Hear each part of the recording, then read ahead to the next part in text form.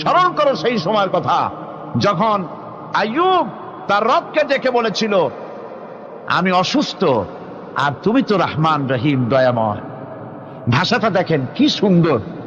এর থেকে কি আল্লাহরে আর কিছু বলা লাগে? আল্লাহ পাকের কাছে তিনি বলতেছেন, আল্লাহ আমি তো অসুস্থ, আমি তো অসুখ করেছে আমার, আর তুমি তো দয়াময় রহমান রহিম। এক অন্ধ, ঈদের দিন কত অন্ধই তো আছে খয়রাত করার জন্য, ভিক্ষা করার জন্য, চতুর্দিকে ভিক্ষা করতেছে অন্ধরা। এক অন্ধ ঈদের গেটের কাছে দাঁড়ায় বলতেছে, ভাইরা আজ হচ্ছে ঈদের দিন আর আমি কিছু দেখতে পাচ্ছি না। তে বেশি পয়সা পাইল, মানুষের দিন তার প্রতি আকৃষ্ট হয়ে গেছে। আরে কি কথা, আজ ঈদের দিন, সকলে আনন্দ করছে আর আমি কিছুই দেখতে পাচ্ছি না। সে কিন্তু কিছু চায় নাই। ভাষার ভিতরে, কথা বলার ভিতরে এ ধরনের টেকনিক আছে। হযরত আইয়ুব আলাইহিস সালাম বললেন না যে আল্লাহ আমারে মাফ করে দাও, কষ্টের মধ্যে আছি। তিনি শুধু বলেছেন, রব্বুল আলামিন আমি অসুস্থ হয়ে পড়েছি, আমার অসুখ করেছে, আর তোমার নাম রহমান রহিম। এতটুকু কথা বলেছেন। আল্লাহ রাব্বুল আলামিনের দরজায়, তার দরবারে আইয়ুব আলাইহিস সালামের ডাক চলে গেছে। যায় নাই? কোন অসুবিধা আছে নাকি? কোনো অসুবিধা নাই। পানির তলা দিয়া যদি কেউ ডাক দেয়, পাহাড়ের ভিতরে বসে যদি কেউ ডাক দেয়, আল্লাহ রাব্বুল আলামিন তা শুনতে পান। ইউনূস আলাইহিস সালাম মাছের পেটে বসে চিৎকার মেরেছিলেন, লা ইলাহা ইল্লা আনতা সুবহানাকা ইন্নী কুনতু মিনাজ জালিমিন। যিনি বলছিলেন, আয় আল্লাহ তাআলা আমি তোমার প্রশংসা করছি, তুমি ছাড়া উপাস্য নাই, মাবুদ নাই। আমি তোমার পবিত্রতা ঘোষণা করছি, আমি তো জালিমদের অন্তর্ভুক্ত হয়ে গেছি। বাস এতটুকুন কথাই বলেছেন। আল্লাহ পাক বলছেন, ইউনূসের ডাক তো কেউ শোনে নাই, পানির মধ্যে কেউ শোনে নাই, জমিনের কেউ শোনে নাই, মহাশূন্যের কেউ শোনে নাই, কিন্তু মাছের পেটের ভেতরে থেকে, গভীর অতল দরিয়ার তলদেশ থেকে মাছের পেটের ভিতরে বসে আমার ইউনূস যে ডাক দিল, ওই ডাক আমি আরশের মালিক আমি শুনতে পেয়েছি, আর সঙ্গে সঙ্গে জবাব দিয়েছি।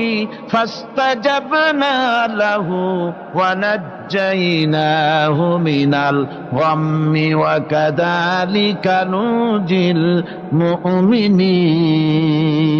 ডাকের সাড়া দিলাম, বিপদ দিয়া বাঁচায় দিলাম। শুধু ইউনূসের না, আল্লাহ পাক এ জায়গায় আবার ওয়াদা করলেন, দুনিয়ার যত মুমিন বান্দা আছে তারা যদি কখনো বিপদে পড়ে যায় আর আমারে যদি ডাকে, আমি এইরকম করে বিপদ থেকে বাঁচাইয়া দেব। আইয়ুব আলাইহিস সালাম যখন আল্লাহ রাব্বুল আলামিনের কাছে ফরিয়াদ করলেন, আল্লাহ পাক তখন বলছেন, কোরআনে কারীম বলছে, ফাস্তাজাবনা লাহু فكشفنا ما به من ضر وآتيناه أهله ومثلهم معهم رحمة من عندنا وذكرى للعابدين। আমি আইয়ুবের দোয়া কবুল করে নিলাম, শুধু তার পরিবার বর্গই দিলাম না, বরং আরো কিছু নিয়ামত আমি তাকে দান করে দিলাম।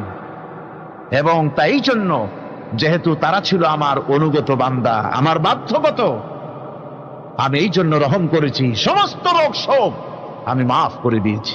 আমাদের সামান্য একটু জ্বর হয়, যদি 2-3 দিন জ্বর হয়েছে, জ্বর ছাড়ে না, বলে যে এত ভালো ভালো কাজ করি তারপর আমার এত জ্বর হওয়া লাগে, অমুকরা এত পাপ করে, তা তো কিছুই হয় না। খালি আল্লাহ আমার চোখে দেখলো, আমার বউর অসুখ, আমার অজুমুড়ি ছাড়ি না। ভাইরা, আপনি ঠিক পান না যে কি গুনাহ আপনি করেন। কোরআনে কারীম বলছি, ওয়ামা আসাবাকুম মিন মুসিবাতিন ফাবিমা কাসাবাত আইদিকুম ওয়া ইয়াফু আন কাসীর। যত বিপদ তোমাদের উপর আছে সব 2 হাতের কামাই করা, আর আমি তো অনেকগুলো ক্ষমা করে দেই। তোমরা যত পাপ করো, আকাম করো, সবগুলির শাস্তি যদি দুনিয়ায় দিতাম, শ্বাস করার সময় পেতে না। অসুখ হলেই অধৈর্য হয়ে যেও না, ধৈর্য ধরো। আল্লাহ পাক বলেন শুধু আইয়ুব নয়, ওয়া ইসমাঈল ওয়া ইদরিস ওয়া যাল কিফলি কুল্লুম মিনাস সাবিরিন। এইভাবে করে ইসমাঈল, ইদ্রিস, যুলকিফল সবাই ছিল ধৈর্যশীল। জোরে বলেন সুবহানাল্লাহ। ধৈর্যের চরম পরাকাষ্ঠা ছিলেন তিনি। কোরআনে কারীম নবীদের এই কথাগুলি আমাদের শোনাচ্ছেন। হযরত ইয়াকুব আলাইহিস সালাম কলিজার টুকরা সন্তান হযরত ইউসুফ আলাইহিস সালামের জন্য তার মনটা পাগল ছিল। এত সুন্দর করে আল্লাহ তারে বানাইছিলেন, তিনি ছিলেন সৌন্দর্যের পিরামিড, যারা দেখলে চোখ ফিরানো যায় না। এমন সুন্দর সুপুরুষ যারা দেখি সেই যুগের সুন্দরী যুবতী মেয়েরা রূপের মোহে পড়ে নিজেদের আঙ্গুলগুলি কেটে ফেলে দিয়েছিল। রূপের মোহে এমন অবশ হয়ে গেছে, আঙ্গুল কেটেছে, হাত কেটেছে, টের পায় নাই। আবার ভুল বুঝবেন না, দুনিয়ার সেরা সুন্দর পুরুষ ইউসুফ আলাইহিস সালাম, তা কিন্তু রাসূলের চাইতে বেশি নয়।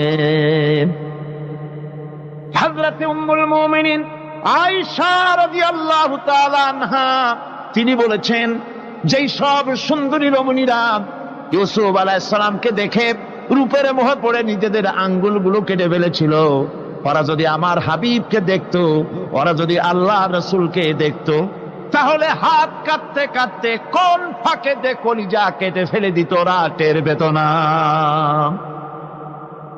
আবার বন্ধুগণ, হযরত আইয়ুব আলাইহিস সালাম সন্তানের মায়া, অন্যান্য ভাইরা হিংসায় পড়ে গেল, তারা নিয়ে তাকে কুয়ায় ফেলে দিল।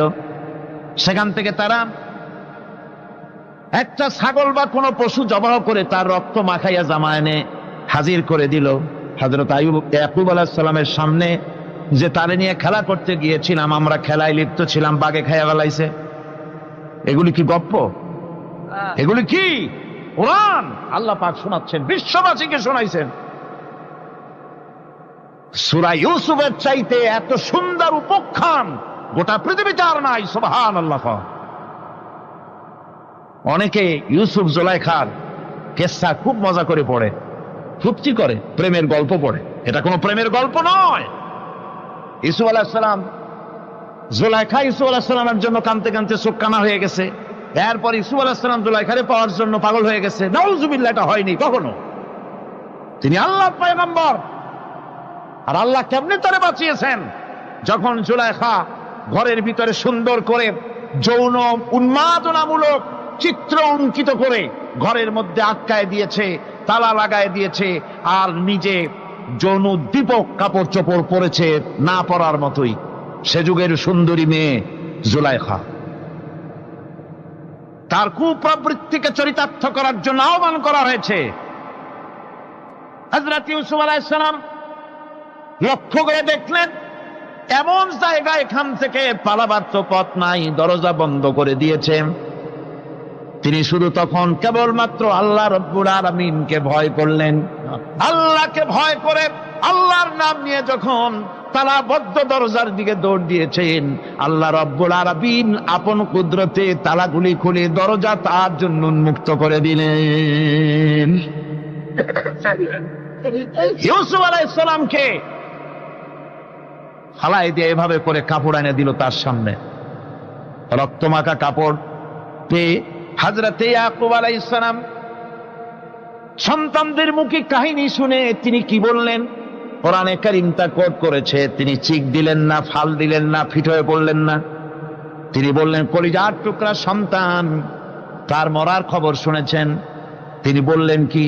ফাসাবরুন জামিলুন ওয়াল্লাহুল মুস্তাআনু আলা মা তাসিফুন। আমি উত্তম সবর অবলম্বন করব। তোমরা যে কাহিনী রচনা করেছ এর বেলায় আমি আল্লাহর কাছে সাহায্য চাই। আমি উত্তম সবর অবলম্বন করব। আমার ভাইয়েরা, 11 ভাই মনে করেছিল ইউসুফ আলাইহিস সালামকে মরণ কুয়ায় ফালাই দিছি। তারা তো ঠিক পায় নাই এটা মরণ কুয়া না, এটা হচ্ছে একটা সুড়ঙ্গ। যাকে ইংরেজিতে বলে টানেল। এটা এমন একটা সুড়ঙ্গ, ওরা মনে করেছে মরণ কুয়া, কিন্তু আল্লাহ রাব্বুল আলামিন এই কুয়াতে এমন বানালেন, ওরা একদিকে ফালাই দিল মরণ কুয়ায়, এ কুয়ার আর এক মুখ দিয়া আল্লাহ রাব্বুল আলামিন ইউসুফ আলাইহিস সালামকে নিয়ে মিশরের সিংহাসনে বসায়া দিলেন। এটা মরণ কুয়া নয়, এটা রাজ সিংহাসনে বসার সুড়ঙ্গ পথ। ইউসুফ আলাইহিস সালাম আজ প্রেসিডেন্ট, সুবহানাল্লাহ, প্রেসিডেন্ট হয়ে বসে আছেন। ওদিকে কেনানে অভাব লেগে গেছে, সেখানকার মানুষেরা সাহায্য নিতে এসেছে, ওই 11 ভাইও আসছে। হযরত ইউসুফ আলাইহিস সালাম দেখেই চিনে ফেলেছে, ওরা কিন্তু তখনও ঠিক পায় নাই। হযরত ইউসুফ আলাইহিস সালাম চিনে ফেলেছেন, এখন কি করা উচিত? সবগুলাকে ঠ্যাং উপরের দিকে উঠাইয়া তারপরে সমানে ধোলাই দেওয়াইতেও স্বাভাবিক ছিল, আমাদের মতো মানুষ হইলে, ঠিক কিনা? ঠিক তো বলবেনি, অভ্যাস তো এটাই। হযরত ইউসুফ আলাইহিস সালাম তাদের সামনে পরিচয় দিলেন। তারা যখন বুঝতে পারল, লজ্জায় তাদের মাথা হেট হয়ে গেল। হযরত তার এক তো লজ্জা, আর 2 নম্বরের ভয়, জান নিয়া কেনানে কেউ ফিরে যাইতে পারবো না। এখন অবস্থা হয়েছে যে জীবনই যায় নাকি এখানে। হযরত ইউসুফ আলাইহিস সালাম ভাইদের এই করুণ দুরবস্থা বুঝতে পারলেন, বুঝে চরম ধৈর্য ধরে তিনি কি বললেন? তিনি বললেন, লা তাসরিবা আলাইকুমুল ইয়াউম। ও ভাইরা, তোমাদের বিরুদ্ধে আমার কোনো ক্ষোভ নাই, দুঃখ নাই, বিদ্বেষ নাই, হিংসা নাই, আল্লাহর রাস্তে মাফ করে দিলাম। আল্লাহু আকবার, সুবহানাল্লাহ। এর নাম পয়গম্বর। এর নাম কি? পয়গম্বর। কিসের লেনিন, কিসের মার্কস? জওয়ানেরা, ভুল পথে মানুষ চলেছিল, আলহামদুলিল্লাহ আল্লাহ এগুলারে ডাস্টবিনে ফালাই দিছে, কারণ আলহামদুলিল্লাহ, আলহামদুলিল্লাহ। পয়গম্বর কারে বলে? কারে বলে পয়গম্বর? কি চরিত্র! রাসূল করিম সাল্লাল্লাহু আলাইহি ওয়াসাল্লাম, তাকে একজন সাহাবী বলছিলেন, হুজুর বলছেন এই কামটা করলা না কেন? সাহাবী বললেন, হুজুর আপনি যদি চোখের ইশারায় বলতেন, মুখ দিয়ে না কইয়া, তাও তো আমি কামটা করে ফেলতাম, আমি তো বুঝি নাই। হুজুর বললেন, চোখের ঠারে ঠারে কাজ করা নবুয়তের শান নয়।